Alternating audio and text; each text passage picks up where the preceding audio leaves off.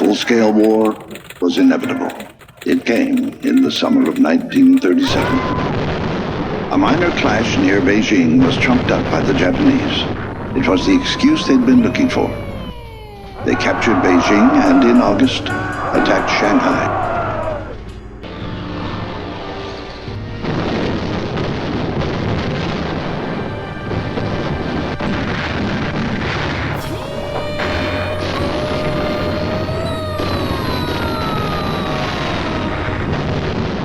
In November, a fierce 3-month battle, the city fell. By December 12th, Japanese troops were massed outside the walled city of Nanking.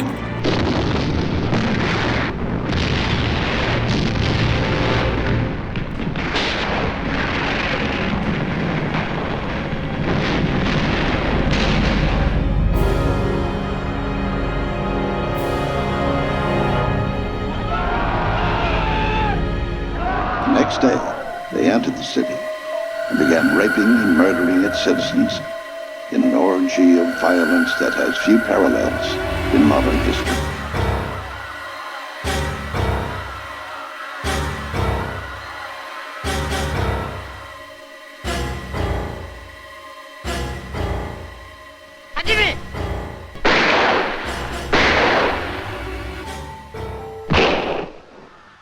There was this one picture of a man who had just been decapitated. His head was still sitting on his neck. Basically, in a single blinding moment, I saw the fragility of human life. And that's when I knew I had to write this book. It was like I had no choice. I also felt that had I been born in another era, in another country, in another time, I could have easily been one of those corpses, one of those anonymous corpses in a photograph. And the idea that perhaps half a century later no one would care and that the perpetrators might even say that it never happened at all, that was just horrifying for me.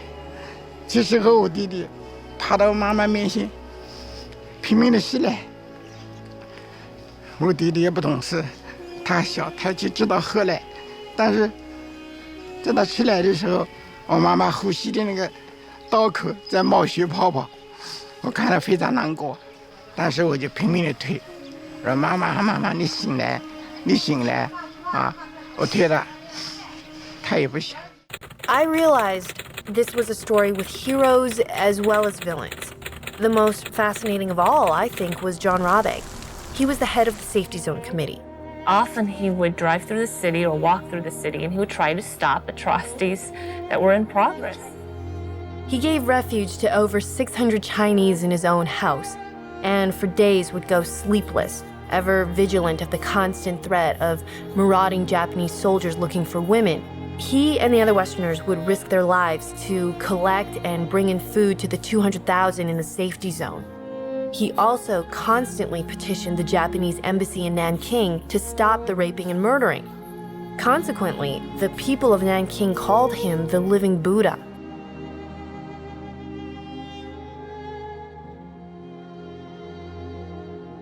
Wilhelmina Vautrin, or Minnie Vautrin as her friends called her, was a missionary who grew up in Secor, Illinois.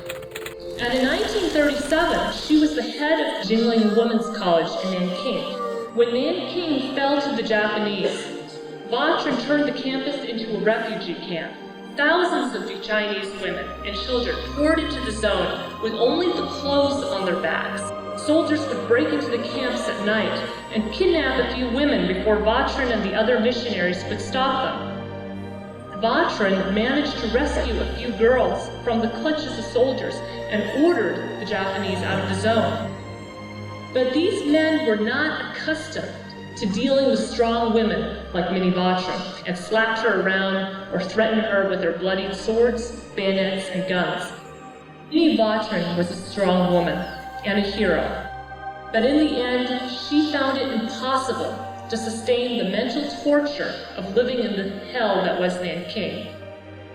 Because shortly after the massacre, she suffered a nervous breakdown and had to return to the United States. She never recovered, and Vatrin one day stopped at the cracks of the house, turned on the gas, and committed suicide.